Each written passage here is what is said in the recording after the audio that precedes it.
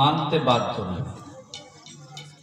অনেকগুলো প্রতিবন্ধকতা আমাদেরকে গ্রাস করেছে, যাতে আমরা ভগবানের নাম গুণকীর্তনে আগ্রহী না হই।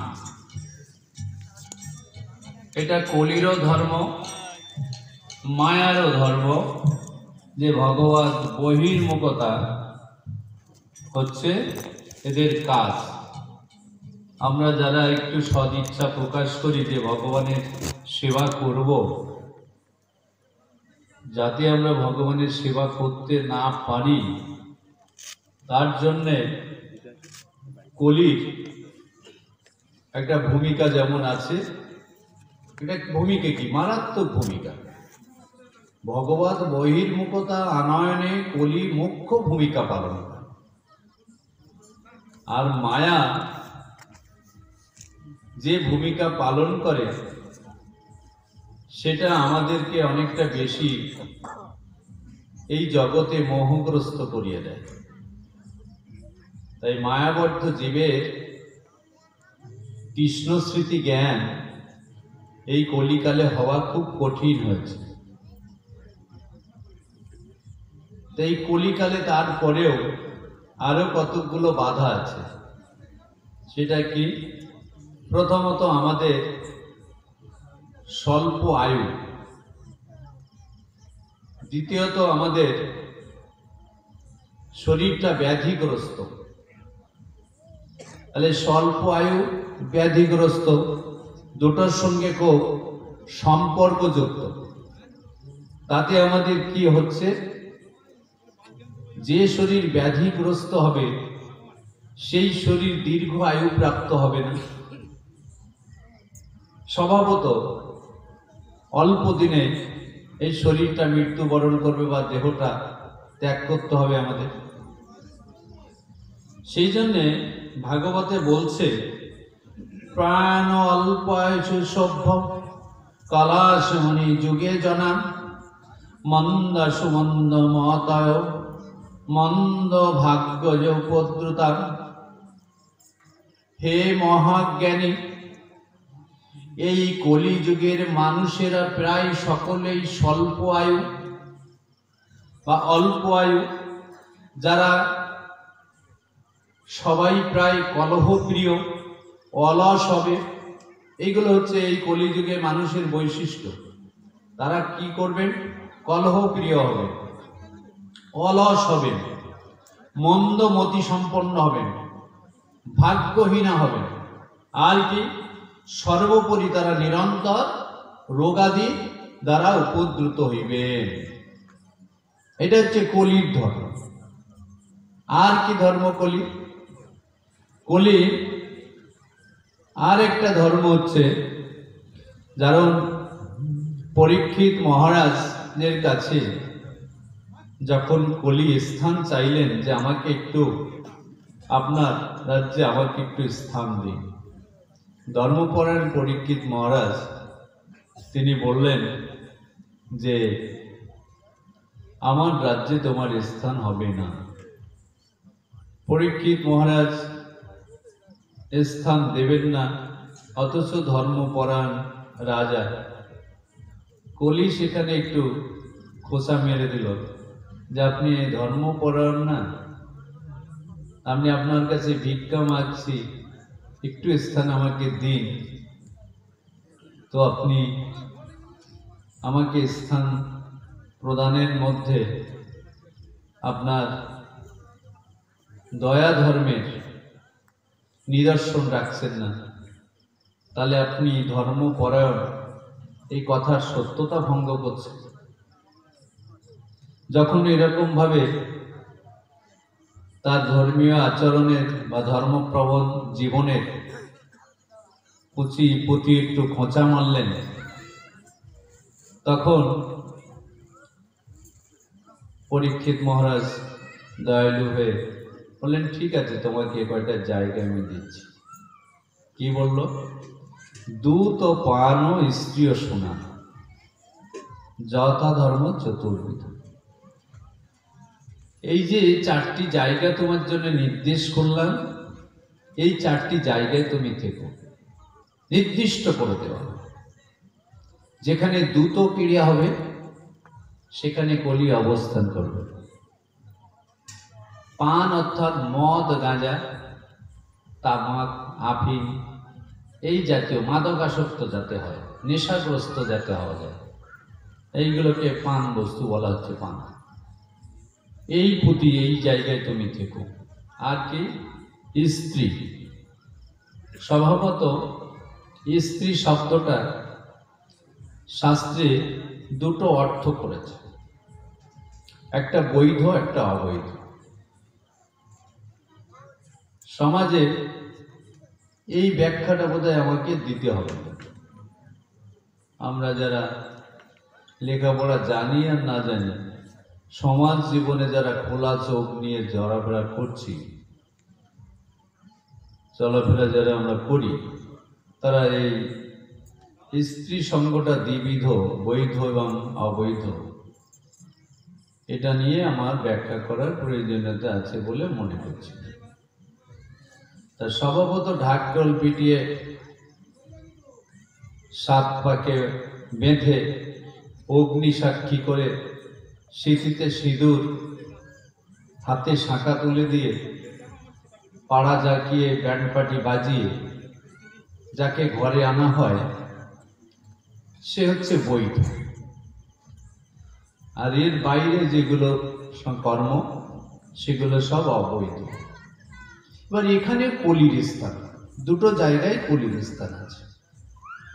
তাহলে স্ত্রী আর সুনা, সুনা অর্থাৎ প্রাণীবধ, যেখানে প্রাণীবধ হবে সেখানে কলি থাকবে। তাহলে কলির জায়গা ঠিক হলো কি কি?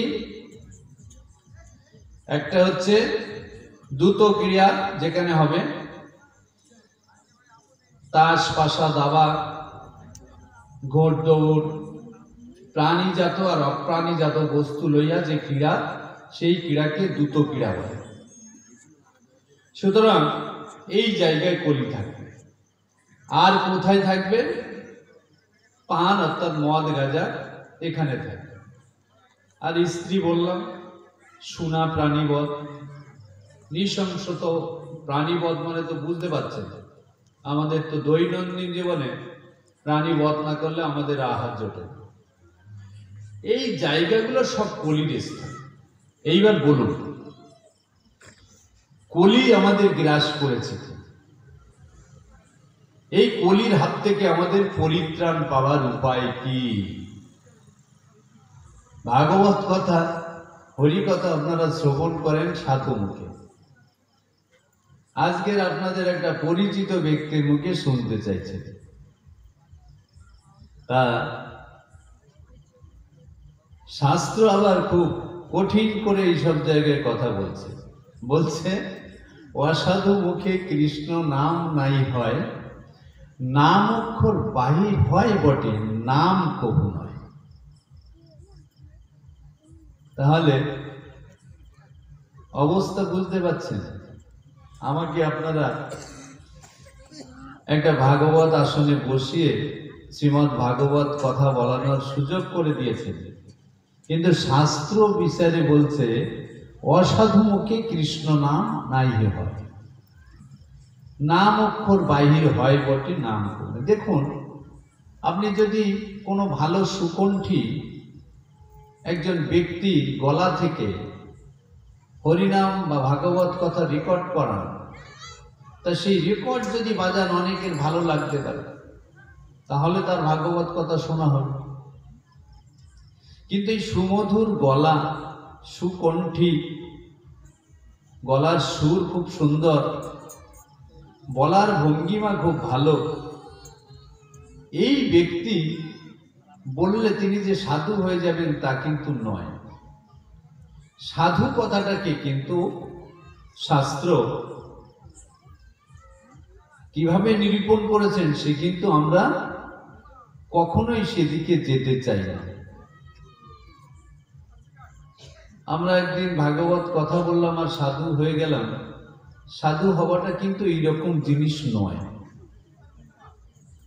একটা মানুষকে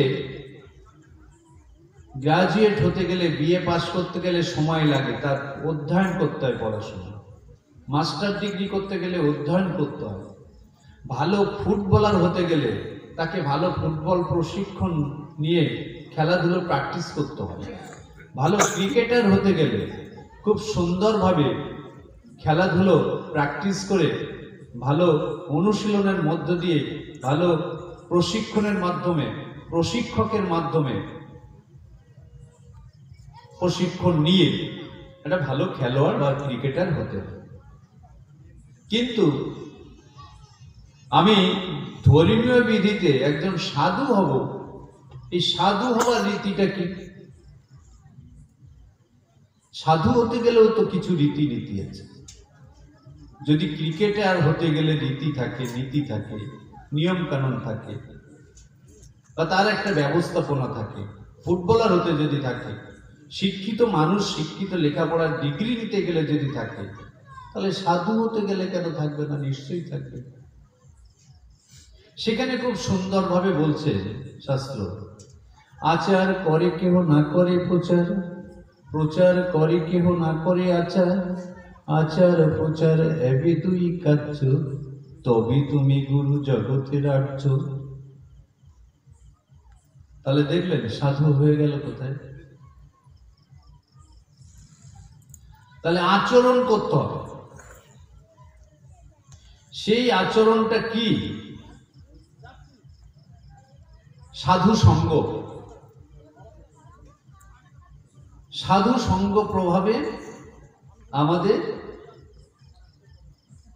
ভগবত ভক্তি বৃত্তি উদিত হয়। আর ভগবত ভক্তি বৃত্তি উদিত হলে আমাদের ভগবানের সেবা আনুকূল্য প্রাপ্তি হয়। তাহলে আমরা সেইভাবে আমরা ভজন সাধন করব কিনা। তাই কলিহত জীবের পক্ষে বাধা কি? কলিহত জীবের বাধা হচ্ছে আমাদের জীবন হচ্ছে সংস্কারবিহীন জীবন। আমরা সংস্কার পছন্দ করি, আমরা কুসংস্কারকে আঁকড়ে ধরি, আর সংস্কার তো হতেই চাই। সেই জন্য বলছে, অসংস্কৃতি ক্রিয়াহীনা রজসা তমসাবৃত, প্রজান্তে ভক্ষণসন্তি মিলোচ্ছ রাজন্য রূপিণ। অর্থাৎ এই সকল বৈদিক সংস্কারবিহীন অপবিত্র মিলেচ্ছগণ রাজার আসন গ্রহণ করবেন, বিধি নিষেধ বর্জিত জীবন যাপন করবেন, সম্পূর্ণরূপে রজ তম গুণের দ্বারা প্রভাবিত হয়ে প্রজাদের ভক্ষণ করবেন। ভাগবত কি বলছে?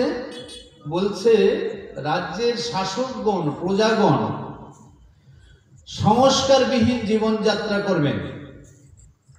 এই জীবনের মধ্যে তার শুদ্ধতা থাকবে না, তার কোনো সংস্কার থাকবে না। সে সংস্কারবিহীন জীবনযাত্রার মধ্যে দিয়ে বিধি নিষেধ জীবনযাত্রা, বর্জিত জীবনযাত্রা করে সম্পূর্ণরূপে রজ তম গুণের দ্বারা প্রভাবান্বিত হবে। রজগুণ হচ্ছে রাজসিক বৃত্তি আনয়ন করে, তম গুণ হচ্ছে অন্ধকারাচ্ছন্নতা আনয়ন করে। রজগুণের প্রভাবে একটা অহংকার জন্ম নেয়। এই অহমিকা ভূমিকায় নিজেকে শাসক হিসাবে অন্যের উপরে সম্পূর্ণরূপে কর্তৃত্ব করবার অধিকার জন্ম নেয়। রজগুণ এটা করে।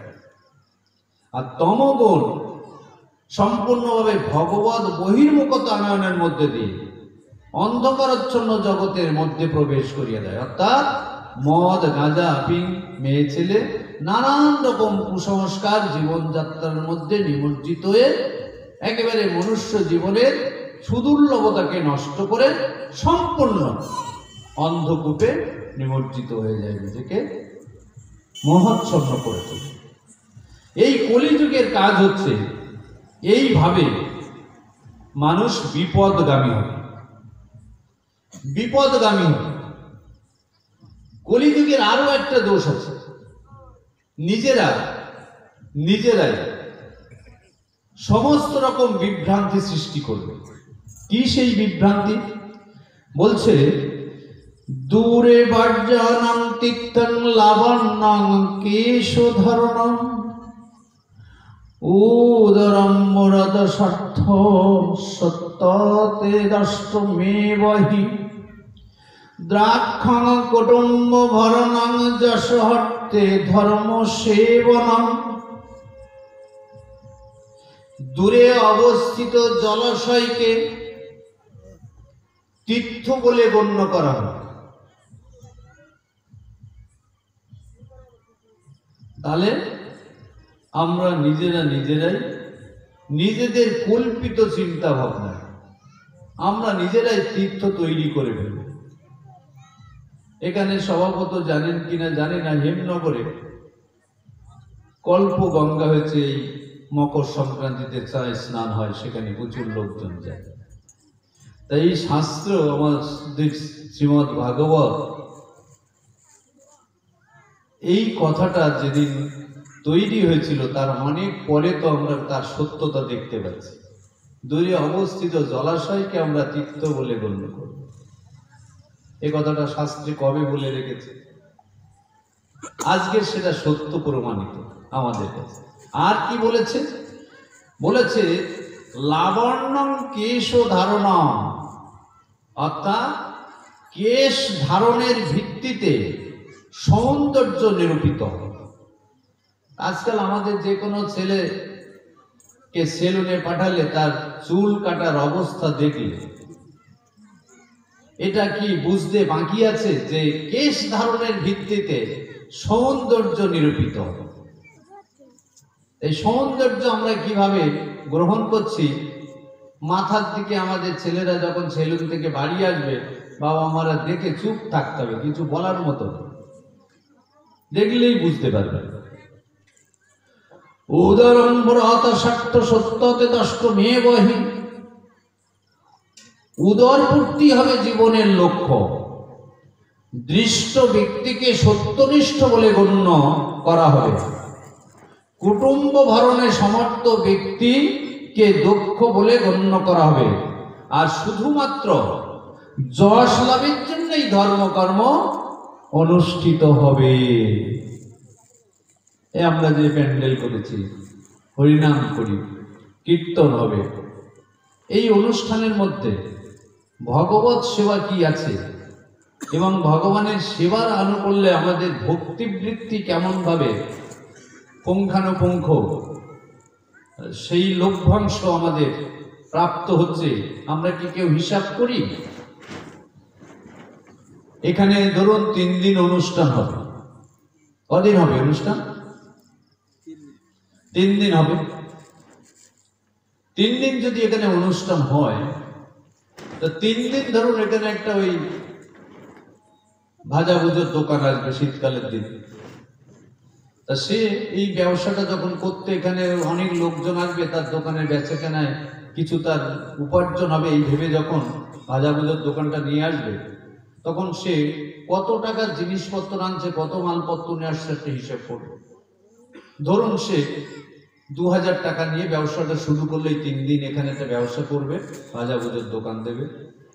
3 দিন পরে বাড়ি যখন ফিরছে, 2000 টাকা নিয়ে লেগেছিল প্রথম দিন, বাড়ি যখন ফিরছে তখন দেখা যাচ্ছে 3000 টাকা তার ক্যাশ হয়ে গেছে, আরো কিছু মালপত্র আছে। তাহলে 2000 টাকা তো উঠে গেছে, আরো 1000 টাকা লাভ হয়েছে, আরো কিছু কাঁচামাল বা তৈরি মালপত্র ভাজাভুজো আছে। তাহলে সে বুঝছে তার লাভ হচ্ছে, তার বেচাকেনা মোটামুটি কিছু উপার্জন হচ্ছে। আমরা যারা এটা নাই, যিনি ভাজাভুজোর দোকান গেছে তার লাভ লোকসান বের করলো, আমরা যারা লাভ করার জন্য ভগবত সেবা করছি, মঞ্চ বেঁধে হরিনাম করছি, আমাদের লাভটা কি বুঝবো? আমাদের লাভটা তো এমন হবে না যে আমরা এই 2-3 দিন ভালো খাওয়া দাওয়া করিনি, এখানে ওই কুমড়ো আর ডাল রান্না বান্না হয়েছে খেয়েছি, আজকে গিয়ে আমরা বাড়িতে একটু ভালো মজা করে খাবো। তাহলে আমাদের লাভটা কি? এই যে এই 3-4 দিন ভালো করে খেতে পারিনি, 3-4 দিন পরে খিদেটা ভালো ছিল, খুব মজা করে প্রচুরটা ভালো করে মজা করে অনেক কিছু চর বছর সৌলভ্য খেতে পেরেছি। এইটা লাভ না? লাভ বাড়িতে গিয়ে মনে হলো যে আর মাছ মাংস খেতে ইচ্ছা করছে না, মনে হয় না ঠাকুরের হরিনাম করি। ওই যে 3 দিন ধরে হরিনাম করলাম, বাড়িতে গিয়ে এ কাজ সে কাজ করি বটে, কিন্তু হরিনাম মুখের থেকে যায় না। এটা আমাদের কজনের হয়? এই ভজনের লাভ এই আসর থেকে যদি আমাদের না হয়, তাহলে এটা করাটা আমাদের কতটা যুক্তিযুক্ত হচ্ছে? তাহলে এই যে কথাটা বললাম, দাক্ষাং কুটুম্ব ভরণং যশট্টে ধর্ম সেবনম, তার মানে শুধুমাত্র যশ লাভের জন্যই ধর্মকর্ম অনুষ্ঠান করা হবে। এত লোক খেয়েছে, এবার কীর্তনের দিন আমাদের আসর পরিপূর্ণ হয়ে গেছে। উনি খুব ভালো কীর্তন করেছেন। ও হচ্ছে বাইলানি বিশপুরে থেকে আমাদেরটা অনেক বেশি লোকজন হয়েছে। ভগবানের নাম কি এই জন্য হবে? শাস্ত্র কবে বলেছে? অনাদির আদি কাল থেকে হয়ে আসছে। এইগুলো সনাতনী কথা, আজও খেটে যায়। আমরা যশ লাভের জন্যে ভগবানের নাম ধাম গুণকীর্তন করব, খ্যাতি অর্জনের জন্য। শাস্ত্র বলেছে। আমি কাউকে আঘাত দেওয়ার জন্য এই কথাগুলো বলছি না। আমি শ্রী ভগবানের কথা বলার সুযোগ পেলে শাস্ত্রের যে অনুসন্ধান আমার মধ্যে যতটুকু আমার খবর জানা আছে, শাস্ত্রের নিগুড় সত্য কথাটা আপনাদেরকে জানাতে চাই। আমি তো পাঠক নই, ভক্তও নই। সুতরাং আমাকে আপনারা যখন শ্রী ভগবানের কথা বলার জন্য নিযুক্ত করেন বা নির্বাচিত করেন, তখন আমার মনে হয় আপনাদের সরল অন্তরে, সরল সোজা অন্তরে বা সাধুচিত অন্তরে আমাকে আপনাদের কাছে ভাগবত পাঠকের মর্যাদা দেওয়ার যে বিশ্বাস জন্ম নিয়েছে, সেই বিশ্বাসের জায়গাটা যেন কলুষিত না হয়, সত্য কথাটা যেন নির্ভীকভাবে তাদেরকে যথাযথ উপস্থাপন করতে পারি, তাহলে মঙ্গল হবে। কারণ আপনারা কি বুঝেছেন জানি না, জগতে বহু সাধু আছেন, ভজন কুশলী আছেন, যারা নিত্য নৈমিত্তিক ভগবানের সেবা করেন, ভগবানের ডাকেন, ভজন সাধন করেন। তাদের মুখ নিশ্চিত বাণী না শুনে আমার কাছ থেকে ভাগবত পাঠ শুনবেন, এটা তো ঠিক নয়। তবুও আপনাদের সন্তুষ্টি বিধানে আমার যদি উপস্থিত হতে হয়, তাহলে আমাকে শাস্ত্রের কথাটা বিকৃত করলে হবে না, যথাযথ যেটা সেটা বলতে হবে। এই বিশ্বাসটা নিয়ে আপনাদের কাছে আসি।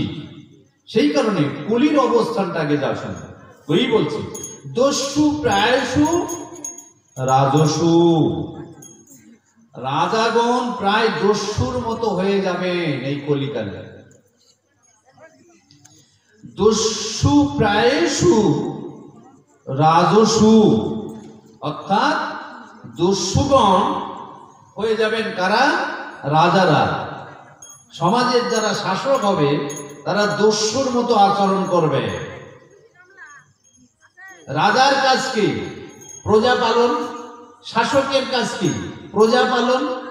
এখন তো রাজা নেই, এখন তো শাসক বলতে কি, গ্রামে পঞ্চায়েত মেম্বার থেকে শুরু, তারপরে প্রধান, তারপরে পঞ্চায়েত সমিতির সদস্য বা সভাধিপতি, তারপরে জেলা সভাধিপতি, তারপরে মুখ্যমন্ত্রী, তারপরে প্রধানমন্ত্রী, এখন তার রাজা নেই, এখন এই জায়গাটা আছে।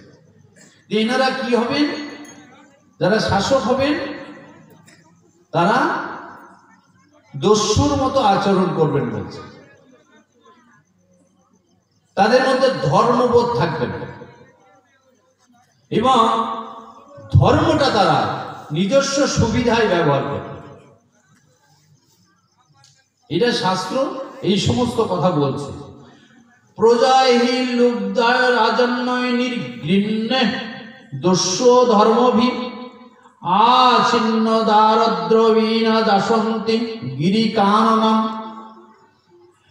এই সকল দস্যু প্রায় লোভী নির্মম রাজাদের হাতে তাদের সম্পত্তি, স্ত্রী প্রভৃতি হারিয়ে প্রজাগণ গিরিকাননে চলে যাবে।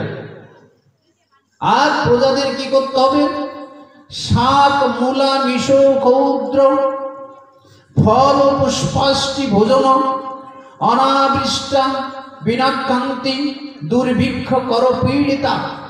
অর্থাৎ দুর্ভিক্ষ অত্যাধিক করের দ্বারা উৎপীড়িত হয়ে জনসাধারণ শাক, মূল, আমিষ, বনের মধু, ফল, মূল, বীজ ভক্ষণ করবে এবং অনাবৃষ্টির ফলে তারা সম্পূর্ণরূপে ধ্বংসপ্রাপ্ত হবে। এটা হচ্ছে শাস্ত্রের নিগূঢ় বাণী। কলি সম্পর্কে কয়েকটা সাধারণ ভাগবতী কথা আপনাদের কাছে, এই কলির জীবের দশা কি হতে যাচ্ছে বা কি হবে সেই সম্পর্কে সনাতনী যে কথা তার কিছু আপনাদের সামনে ব্যক্ত করলাম। কিন্তু এই কলিকালে এত দোষ, কলিকালে মানুষ অধর্ম আচরণ করবে, অন্যায় কাজ করবে, কুপথে যাবে, ধর্ম আচরণে তাদের কোনো মতি থাকবে না। এই রকম পরিস্থিতিতে তাহলে কলিজীবের কল্যাণ হবে কিভাবে? কিভাবে আমরা কল্যাণমুখী হব বা কিভাবে আমাদের জীবনের কল্যাণ লাভ হবে? সে জায়গায় বলছে কলর দোষ নিধে কারণ্যস্তি যে কো মহান গুণ কীর্তনাদি এব কৃষ্ণস্য মুক্ত সঙ্গ পরঙ্গ ব্রজে। হে রাজন, দোষের নিধি এই কলিযুগে একটি মহৎ গুণ আছে। এতগুলো তো দোষ শুধু বলা হলো, কিন্তু এই কলিকালে একটা মহৎ গুণ আছে। কি সেই মহৎ গুণটা?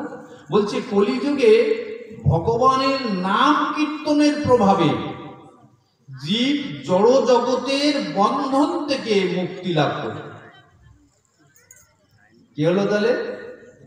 এত দোষ, সবাই পাপাচারে লিপ্ত হবে ঠিকই, কিন্তু যদি ভগবানের নাম কীর্তন করে তাহলে সেই নাম কীর্তনের মধ্য দিয়ে কলির জীবের কল্যাণ সাধন হবে। কারণ কলিযুগে ভগবান কি বিধান করেছেন? সত্য, ত্রেতা, দ্বাপর, এই তো চারটি যুগ। এই চারটি যুগের মধ্যে কৃতে যোদ্ধায়তি বিষ্ণু, ত্রেতায়ং যদতমক্ষয়, দ্বাপরে পরিচর্যন কলৌ তদ হরি কীর্তনা। অর্থাৎ আমাদের সত্য যুগে বিষ্ণুকে ধ্যান করে, ত্রেতা যুগে যজ্ঞের মাধ্যমে এবং দ্বাপর যুগে অর্চনাদির মাধ্যমে যে ফল লাভ হয়, কলিকালে কেবলমাত্র হরে কৃষ্ণ মহামন্ত্র নাম জপ করার মধ্য দিয়ে বা কীর্তন করার মধ্য দিয়ে সেই ফল লাভ হবে। তাহলে কি হলো? এবার আপনি সত্য যুগে বিষ্ণুকে ধ্যান করতেন, সেখানে যুগ যুগ স্তব করতে হতো, সাধনা করতে হতো। কোন যুগে? এটা সত্য যুগ। যুগ যুগ ভগবানের জন্য সাধনা করতে হবে, ধ্যান করতে হবে। আবার মানে ত্রেতা যুগে যজ্ঞ, আপনারা দেখেন রামচন্দ্র অশ্বমেধ যজ্ঞটুকু, এই সমস্ত কত রকম যজ্ঞ সব রেখেছেন, সেই যজ্ঞ করতে হবে। আর দাপরে কি? অর্চনের মাধ্যমে এই ভগবানের ফল লাভ।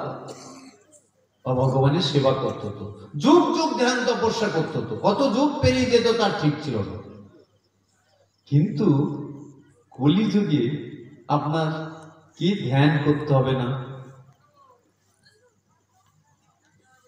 কলিযুগে আপনাকে ধ্যান করতে হবে না, যজ্ঞ করতে হবে না, আপনাকে অর্চনাদি পূজা পার্বণ করতে হবে না, আপনাকে শুধু হরিনাম মহামন্ত্র জপ করলে এই সহজ দুর্লভ জিনিসটা আপনার কাছে চলে আসবে। এই হরিনাম যদি আপনাকে করতে হয় তাহলে সেই করার বিধি অনুসারে আপনাকে করতে হবে। কারণ হরিনাম করার মধ্য দিয়ে আপনি কি পাচ্ছেন? হরিনাম করার মধ্য দিয়ে আপনি পাবেন যেটা সত্য যুগে যে ভগবানের সান্নিধ্য লাভার জন্যে আপনাকে যে ধ্যান করতে হয়েছিল, আপনাকে ত্রেতা যুগে যে যজ্ঞ করতে হয়েছিল, আপনাকে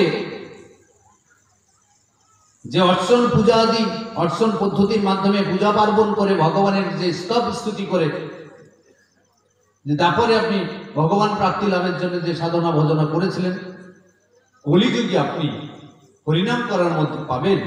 তা সেখানে মহাপ্রভু কি বলছেন? বলছেন অনারপিত চরিণী চিরাত করুণায় অবতীর্ণ কল সমর্পিতমুন্নত উজ্জ্বলরসম সভক্তি শ্রিয়ম হরিপুরট সুন্দর দুতি কদম্ব সন্দীপিত সদা হৃদয় স্কন্দরে স্ফুরত বাবশচিনন্দন। অর্থাৎ যা কখনো কোনো কালে কোনো সময় অর্পণ করা হয়নি, পূর্বে যা অর্পিত হয়নি, উন্নত এই উজ্জ্বল রসময়ে নিজের সেই ভক্তি সম্পদ দান করবার জন্য যিনি করুণাবশত এই কলিযুগে অবতীর্ণ হয়েছেন। কে? সেই স্বর্ণ থেকে সুন্দর দ্যুতি সমূহ দ্বারা সমুদ ভাসিত সেই সচিনন্দন শ্রীহরি চৈতন্য মহাপ্রভু, সেই তিনি আমাদের হৃদয় কন্দরে স্ফুরিত হন, সদা হৃদয় কন্দরে স্ফুরিত বসচি নন্দন। যিনি এই নাম, এই মহামন্ত্র তিনি আমাদের করুণাবশত প্রদান করলেন, তিনি সর্বক্ষণ আমাদের হৃদয়ে স্ফুরিত হন। এটা কি আশা করি আমরা? কখনো ভাবি, কখনো বলি এই যে অষ্টম প্রহর, এই যে 16 প্রহর, এই নাম কেন করতে হবে?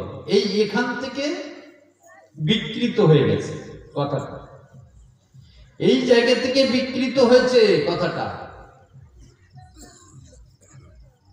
যেখানে বলা হয়েছে সর্বক্ষণ স্ফুরিত হোক আমাদের হৃদয় কন্দরে, সেখানে আমরা অষ্টম প্রহার টেকে দিলাম, ভাড়া করে আনলাম,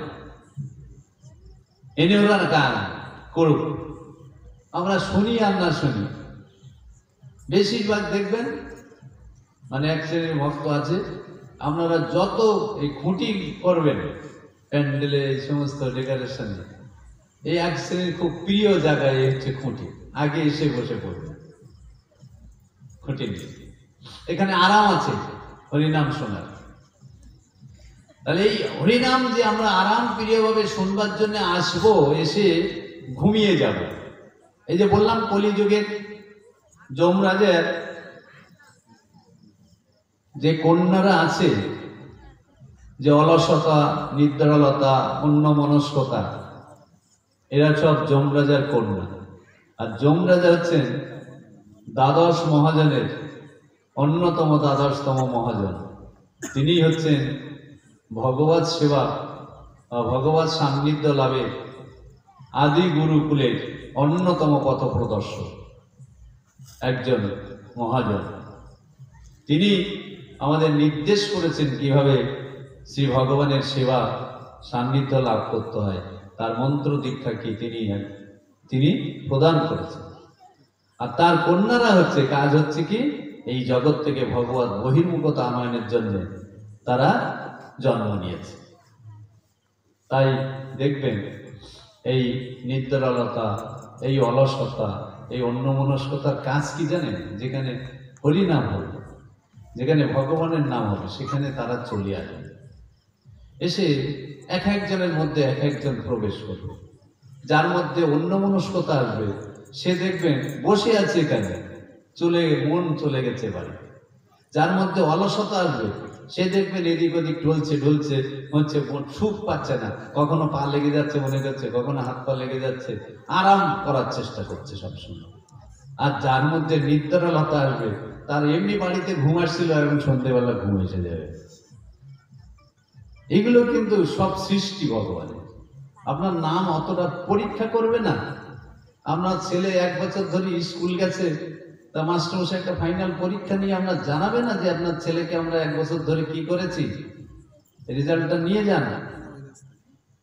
আপনার বাচ্চা ছেলেকে, সরল ছেলে, সোজা ছেলে, নিষ্পাপ ছেলে, তাকে আপনি স্কুলে পাঠান। তার যদি আপনাকে পরীক্ষা দিতে হয় 1 বছরে, বাবা তোকে যে স্কুলে পাঠালাম তুই কি করলি, তারে যদি পরীক্ষা নিতে হয়, তা আপনারা এই যে ভগবানের নামে এত কিছু কাজবাজ করছেন, তা একটু পরীক্ষা নেবেন না যে কি লাভ হচ্ছে, কত রেজাল্ট কেমন হচ্ছে, জানতে চাইবেন না? এই কেউ জানেন না, আপনারা এই রেজাল্ট নেন না ভগবানের নাম করে। আমার কি হলো, আমার কি উন্নতি হবে নাম করে, এই যে ভাগবত পাঠ হবে, কি উন্নতি হবে শুনলে? আমার বা কি উন্নতি হচ্ছে? আপনারা আমাকে ডাকেন, এই আমি ভগবানের কথা বলার সুযোগ নিচ্ছি, আমার কি উন্নতি হচ্ছে, আমি কি বুঝবো? এই জায়গাটা তো চিন্তা করতে হবে। সেই জন্যে ভগবান শ্রীকৃষ্ণ চৈতন্য আসলেন কি, রাধা কৃষ্ণ প্রণয় বিকৃত আহ্লাদিনী শক্তি রশ্মা দে কত্তনবপি ভূপি পুরা দেহ ভেদন গতৌ তৌ চৈতন্য অক্ষঙ্গ প্রকট মধুনা তদদ্দাং চৈকমাপ্তং রাধা ভাব দুত সুবলিতং নমি কৃষ্ণ স্বরূপম।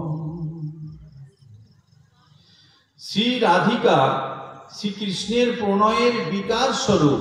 সুতরাং শ্রীমতী রাধারানী শ্রীকৃষ্ণের আহ্লাদিনী শক্তি। এই জন্যে শ্রীমতী রাধারানী ও শ্রীকৃষ্ণ এক আত্মা। কিন্তু এই এক আত্মা হলেও তারা অনাদিকাল থেকে গোলককে পৃথক দেহ ধারণ করে তারা আছে। কিভাবে আছেন? একজন রাধা, একজন কৃষ্ণ সখী, কিন্তু শাস্ত্র বলছে কি, এনারা এক আত্মা। এই যে এক ভিন্ন দেহ ধারণ করে রাধা রানী এবং শ্রীকৃষ্ণ সেজে তারা যে সেখানে লীলা করলেন, এই এক আত্মা, এটা প্রমাণ দিতে এই কলিযুগে ওই দুই দেহ পুনরায় একসঙ্গে যুক্ত হয়ে শ্রী চৈতন্য নামে প্রকাশ হয়েছে। শ্রীমতী রাধারানী এই ভাব ও কান্তিযুক্ত শ্রীকৃষ্ণ স্বরূপ শ্রী চৈতন্যকে আমরা প্রণতি নিবেদন করি। তাহলে চৈতন্য মহাপ্রভু কে? রাধা কৃষ্ণের মিলিত তত্ত্ব। এই সেই চৈতন্য মহাপ্রভু কি করলেন? তিনি আনলেন যে কলিযুগে তিনি কি করলেন? কলিকালে নাম রূপে কৃষ্ণ অবতার, নাম হইতে হয় সর্বজগৎ নিস্তার।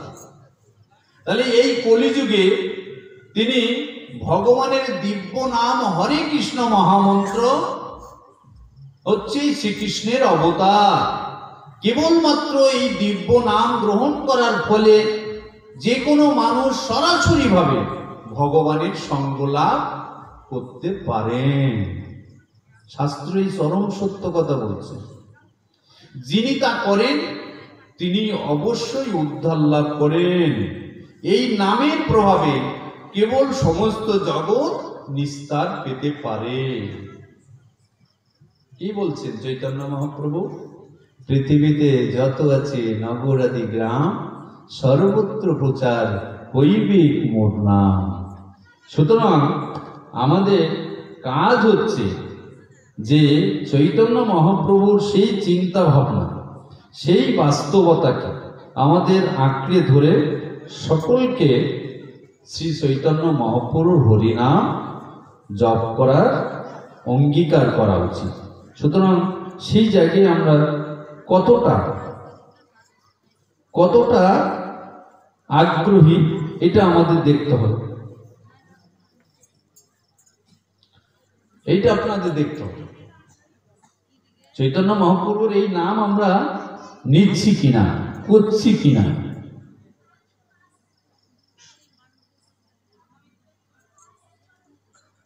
তাহলে কলি যুগে এই নাম মহামন্ত্র আমাদের নিতে হবে। কিন্তু চৈতন্য মহাপ্রভু শিষ্টাষ্টকে শ্লোকে কি বললেন যে নাম নামকারী বহুদা নিজ সর্বশক্তি স্তরপিত নয় মৃত স্মরণের কাল ইতদ দৃশিতব কৃপা ভগবান মামাপি দৈববিদিশিয়া যদি নানুরাগ।